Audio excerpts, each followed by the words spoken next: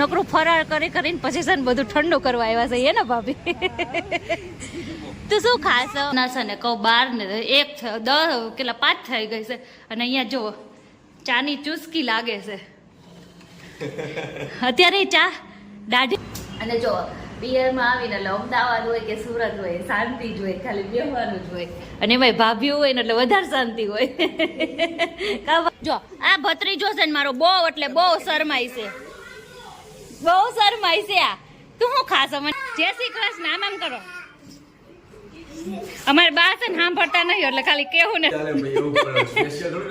એમ નહીં. મારે ભાભીઓને એમ થાય કે કેટલા જો શું કહેવાય દર્શનભાઈ કેટલા ડાયા છે ને અમારા નણંદો જેવા છે, મારું નામ આવે એટલે. અને મારે ભાણિયાએ મને શું કીધું અહીંયા આવી તો તું રુદુ એક વાત કહું, હું આવી તે હું મને કીધું તે મને શું કીધું કે હું અત્યારે નથી પરાક્રમી કેવા કરો તો એવું કે મને તો કેવું કોઈ કહેતું જ નથી. જો હું તાર માસી છું અને એકલી નથી આવી, માસા હારે આવી છું, ઇજ્જત જ નકરી દેવાની હો. તો જો અમે પહોંચી ગયા છીએ મારા બાબુના ઘરે અને હવે જમી કાઢીને બધા ફ્રી થઈ ગયા. તો બધું આખો દિવસ એટલું હેવી બધા ફરાળ કર્યું છે ને તો વાત ન પૂછો.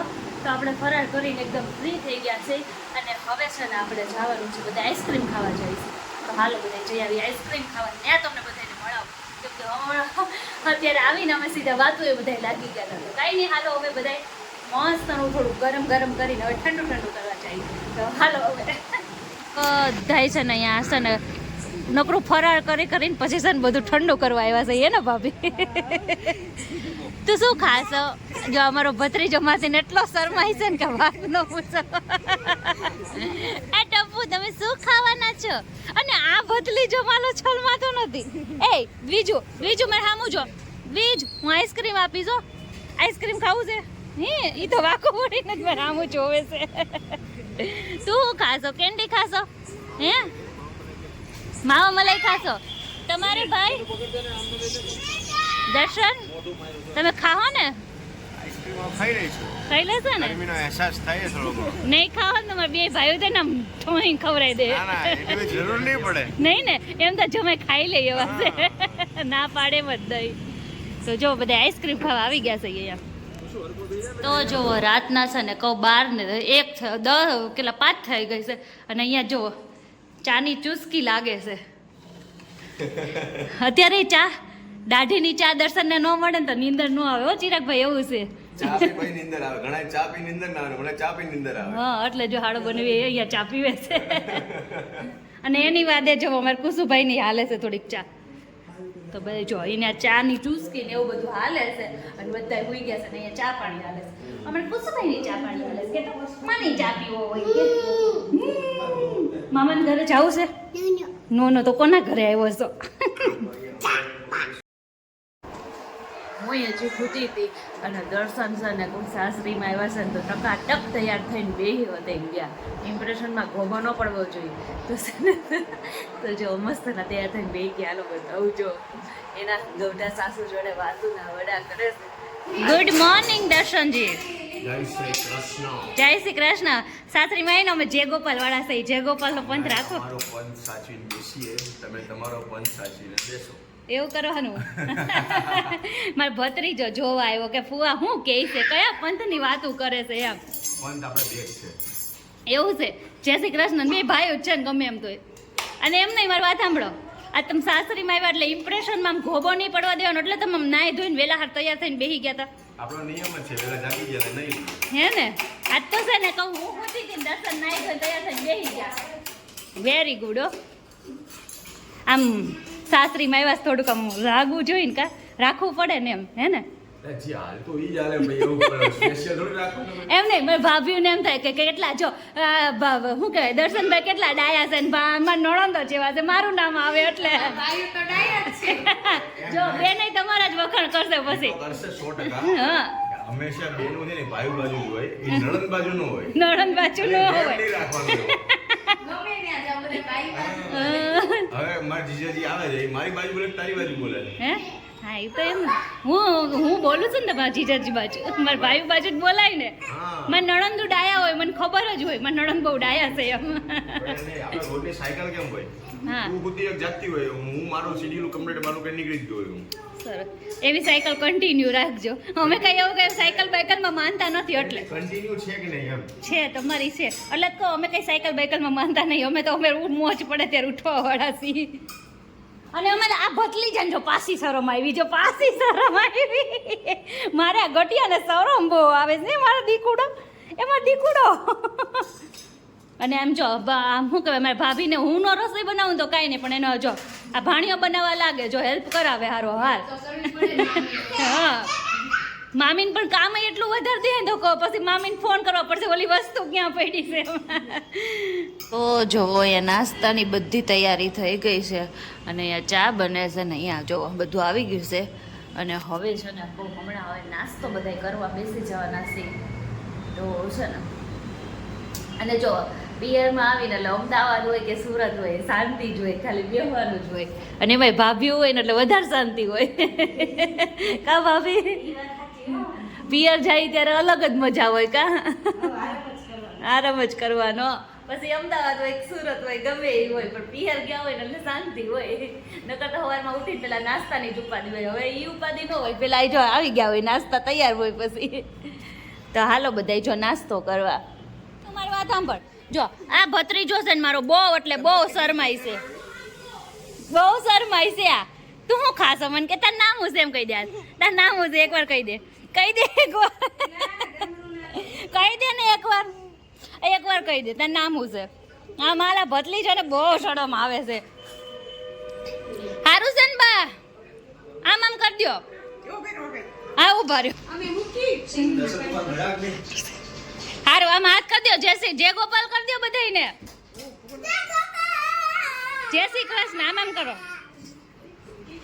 અમારે બા છે ને સાંભળતા નહીં એટલે ખાલી કેવું ને એટલું કરશે ઈશારામાં જય ગોપાલ આ જો આવ્યો ભોપિંડો એ બીજો અમારે ચોટીવાલા ભાઈ જોવા છે ચોટીવાલા ભાઈ આ અને અમારે આ બદલી જો છલમાય ને આ બદલી જો તોલો કેવો છલમાય છે પણ હવે નહીં શરમાય કા બનો તાર નામ કે ને મને એક વખત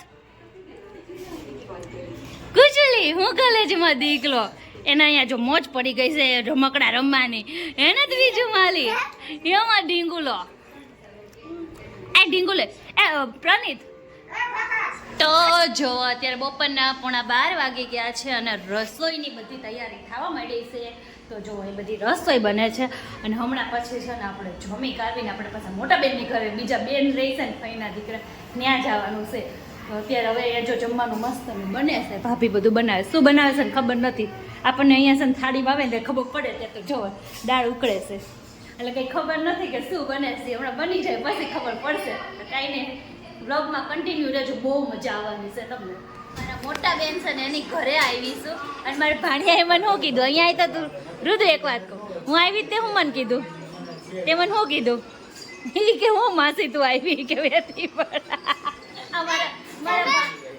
આના બાપા તો મને વધાવે પણ એના અમારા ભાણિયા છે ને એ મને વધાવી લે અત્યારે નીકળો તમે એવું છે બધું દર્શન મારા જીજાજી જ વધાવે પણ મારા ભાણિયા વધાવી લે દર્શન ને દાંત આવશે બહુ હમણાં પરાક્રમ કેવા કરો તો એવું કે મને તો કેવું કોઈ કહેતું જ નથી આઈ રૂદો અહીંયા જો હું તાર માસી છું અને એકલી નથી આવી માસા હારે આવી છું ઇજ્જત જ નકરી દેવાની હો દર્શન નથી દેવી એ લીલમબેન તો ભાણિયા હાવ ના પાડી દે કે નથી દેવી ઇજ્જત હા સાચી વાત છે મેં તેન બાપાએ તો મને વધાવી નીચે મેં કીધું ભાણિયાએ વધાવી સાચી વાત છે જો મારા મોટા બેન આવે ને તો કેટલી બધી રસોઈ બનાવી નાખી હું બનાવી નાખું લીલમબેન હા જો લીલમબેન અમે આવો બધા જમવા હમણાં નકરું આવું જ ખાઈ છે બોલો હા હા પણ આમાં કઈ ઉતારવા જેવું લાગતું જ નથી ઉતારવું ના અને એ જો બધા છોકરાઓને એટલી મજા આવી ગઈ અમારો ભાણિયો છે ને બહુ બોલો છે એ ભાણિયા આમ જો તું કોના જેવો કહું તને તું તાર પપ્પા જેવો છો આ ભાણકી છે ને ઈ મારી જેવી છે ને ડાઈ છે ને તું આ ભમુ અમાર ડાઈ છે કેમ કે મારા ભમુ આ ભમુ છે ને કેમ ડાઈ છે ભમુ ત્યાં છઠ્ઠી મેં કરી છે ને એટલે તું ડાઈ છો તું એટલે મારી જેવી આમ ડાઈ ડમડા જેવી થઈ ગઈ છો તાર જેવી નહીં તું તાર બાપા જેવો છો હો ને તો જો ખાઈ પી નવરા થઈને પાછા નીકળી પડ્યા છે ગોલાન એવું ખાવાનું જો અમારા બેન છે ને ગાડી હકાવે છે અને હું બેસી ગયા છે અને અહીંયા જો મસ્તનું નકરું બહાર નીકળીને એટલે બસ ખાવાનું જ આવે બીજું કંઈ આવે જ નહીં અને અહીંયા જો કેટલી મસ્ત રોનક છે ત્યારે રાત્રે અમારા જેવો રિંગ રોડ આવી ગયો છે અહીંયા એટલે ખાઉધરા ગલી આવી ગઈ છે અહીંયા નકરા ગોલાવાળા ને ફોલાવાળા અમારે ભબુમેન ને મન થયા કરશે જો ના અમારે જેમ જ અમદાવાદની જેમ ભમુ હેનું મન થાય તને મોમોસ ખાવાનું મોમોસ અમદાવાદ આવીને ભમુએ ચાય ખાતા ત્યારે ભમુને ભાવી ગયા છે ને જો ચેક લગી છે અહીંયા જો અહીંયા બધા છે ને ગોલો ખાવા આવી ગયા છે અને છે ને કહું મારે એકલી નો જ આવ્યો છે ભમુ તું હાવું નો જોવો મારો જ આવ્યો છે જો અહીં મસ્ત ને ચોકલેટી ગોલો આવી ગયો છે કશું આઈસ્ક્રીમ ખાવો છે ને મારા જીજાજી ઊભા થઈને વયા ગયા અહીંયા બેઠા હતા જીજાજીનો ફૂલ ટકો કરવાનો વિચાર છે હે દર્શન મારે કઈ બોલાય નહીં આમ ન બોલાય ને હાડી જીજાજી કઈ ન બોલાય તો જો એ મસ્ત નો ગોલો આવી ગયો છે ભમો તૂટી પડો હા તૂટી પડો